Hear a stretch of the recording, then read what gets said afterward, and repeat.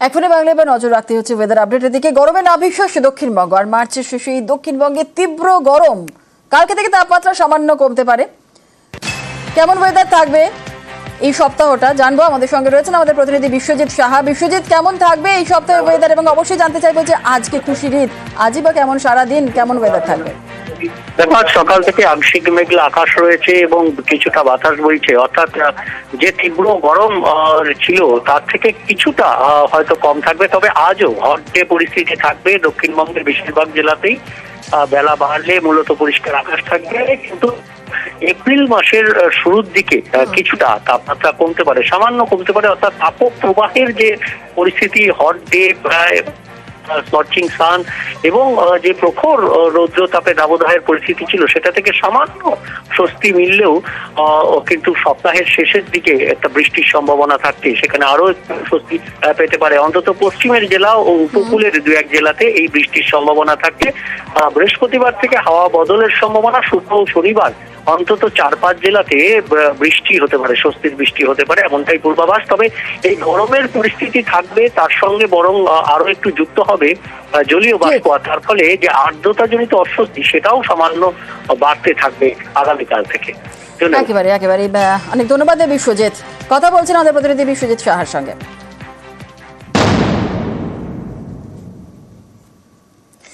বাচ্চা গরম আর একটু এদিক ওদিক হলে বাচ্চাদের শরীর খারাপের সম্ভাবনা।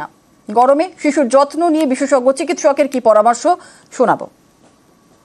একটা বাচ্চার কিন্তু শরীরে জলের রিজার্ভটা আমাদের বড়দের তুলনায় যদি আমি প্রপোর্শনালি দেখি, সেটা একটু কম। ঘেমে খুব তাড়াতাড়ি তাদের জল শুকিয়ে যেতে পারে। তাহলে শুধু জল বলে নয়, পারলে একটু ওআরএস এর জল, নুন চিনির যে জল, সেটা কিন্তু সেক্ষেত্রে মনে রাখতে হবে নুনের মাত্রা অতিরিক্ত হওয়া কিন্তু ভালো নয়। একদম সকাল অথবা একদম বিকাল, যদি বাচ্চাকে বার করতেই হয় এই দুটো টাইমে বার করবো। ঘরের মধ্যে থেকেও কিন্তু সে হিট ওয়েভে এফেক্টেড হতে পারে। বাচ্চাকে আপনি এসিতে রাখতে পারেন, কিন্তু সেটা সলিউশন নয়। তার বদলে সারাদিনে একাধিকবার গা মুছিয়ে দিচ্ছেন, স্নান করলেও আপত্তি নেই। জামা কাপড় হওয়া উচিত লাইট কালার্স, এবং অবশ্যই পিওর কটন। রসালো যে খাবার দাবার গুলো, যে ফল সিজনাল ফ্রুটস, সেটা যেন ঠিক মতো খেতে পারে। গ্রিন ভেজিটেবলস যেগুলো বলে, সেগুলো যেন খাদ্যাভ্যাসের মধ্যে থাকে। যদি স্কুলে যাচ্ছি, প্রচুর জল এবং প্রচুর হাওয়া, এটা যদি ঠিকঠাক রাখা যায় তাহলে একটু বেটার। যদি কোনো কারণে গরমে বেশি কষ্ট হচ্ছে, তাহলে একটা ভিজা কাপড় রাখুন। সেই ভিজা কাপড়ে নাক মুখটা অন্তত জড়িয়ে রাখা যায়, এবং কন্টিনিউয়াসলি বারবার সেই কাপড়টাকে ভিজিয়ে নেওয়া, যাতে শরীরটা ঠান্ডা থাকে। আর এই গরমে সদ্যজাতর যত্ন নিয়ে বিশেষজ্ঞ চিকিৎসকের কি পরামর্শ দেখাবো। একদম যে ছোট বাচ্চা, তাদের হিট রেগুলেটরি সেন্টার বা থার্মো রেগুলেটরি সেন্টার সেটা খুব ভালো ডেভেলপ নয়। তাদেরকে ঠিক রাখার উপায় হচ্ছে হাতের তালু, পায়ের তালু আর পেট, তিনটে জায়গা জাস্ট ওয়ার্ম, তাহলে বাচ্চা ঠিক আছে। যদি অত্যাধিক গরম হয়ে যাচ্ছে, তাহলে তাকে বারবার গা মোছাতে হবে, মাথা ধুয়ে দিতে হবে, চান করে দিতে হবে। কোনো কারণে হয়তো আমি এসি চালিয়েছি, তাতে এটা ঠান্ডা হয়ে গেছে, তাহলে অবশ্যই এসিটা বন্ধ করতে হবে এবং তাকে র্যাপ করে কোলে তুলে নিতে হবে। এসি নন এসি প্রত্যেক মুহূর্তে করে যাচ্ছে, সেই জিনিসটা কিন্তু ভাইরাল ইনফেকশনের আতুর ঘরে উঠবে, সেটা না করাই ভালো। আজকে পরবর্তী খবরে চুচুড়ায় সম্প্রীতির ছবি। হিন্দু বাড়িতে পীরের মাজার, আর হিন্দু দেবতার পাশাপাশি মাজারেও চলে সেখানে প্রার্থনা। চুচুড়ায় এই যে ছবি দেখছেন, একেবারে সম্প্রীতির ছবি। হিন্দু বাড়িতে পীরের মাজার, এই মাজারটি হিন্দু বাড়িতে হিন্দু দেবতার পাশাপাশি মাজারেও চলে প্রার্থনা। চুচুড়ার ঘোষ বাড়িতে পীরের মাজার, বাইরে পীর মাজার আর ঘরের ভেতরে ঠাকুরের পুজো হয় সেখানে। সোমনাথ রয়েছে, আরো বিস্তারিত জানবো। সোমনাথ, যে ছবি আমরা দেখছি চুচুড়ায় একেবারে সম্প্রীতির ছবি, একটু জানতে চাইবো যে কিভাবে এখানে প্রত্যেক দিন পুজো হয়, মাজারেই বা কিভাবে প্রার্থনা হয়, কি জানা যাচ্ছে?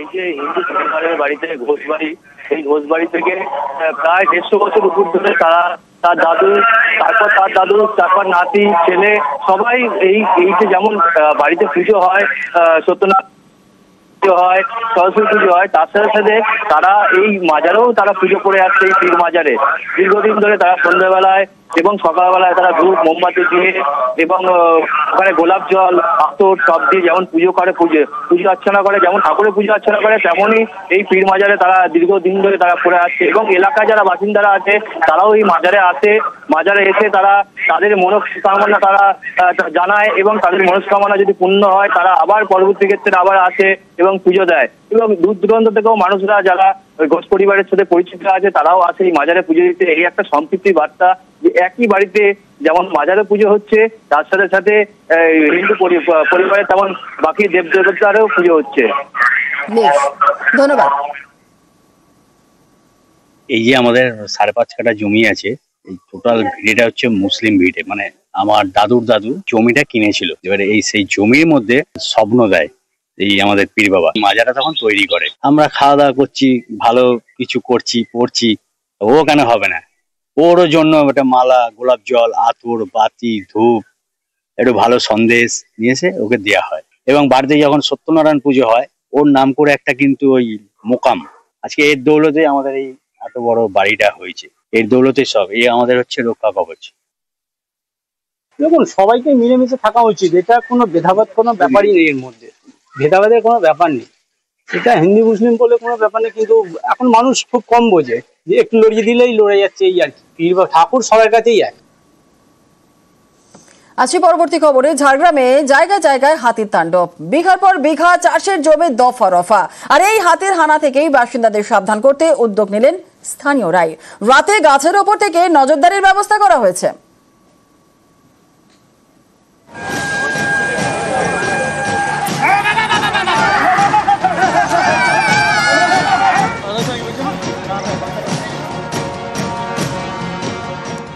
গাছের উপর তৈরি করা হয়েছে মাচা, সেই মাচার উপর ছাউনি।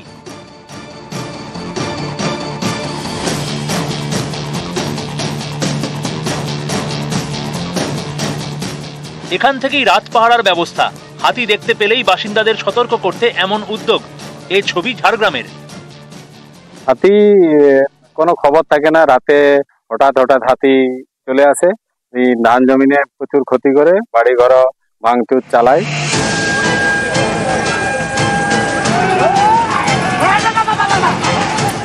জঙ্গল থেকে লোকালয়ে ঢুকে পড়ছে হাতির দল, লন্ডভন্ড করছে চাষের জমি।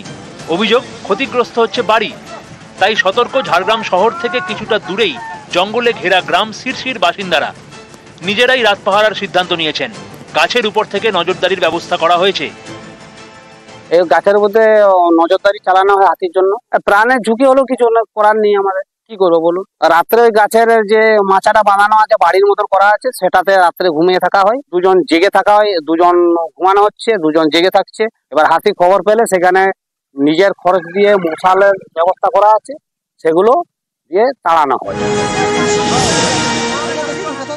ঝাড়গ্রামের গোপীবল্লভপুর 2 নম্বর ব্লক। এখানকার পেটবিন্দি এবং মালাই এলাকায় ঢুকে পড়ে প্রায় 60টি হাতি। রবিবার ভোর পর্যন্ত দাপিয়ে বেড়ায়। এতে ক্ষতিগ্রস্ত বিঘার পর বিঘা ধান এবং সবজি চাষের জমি। কৃষকদের মাথায় হাত। ঝাড়গ্রামের সাঁকরাইলেও তাণ্ডব চালায় হাতির দল।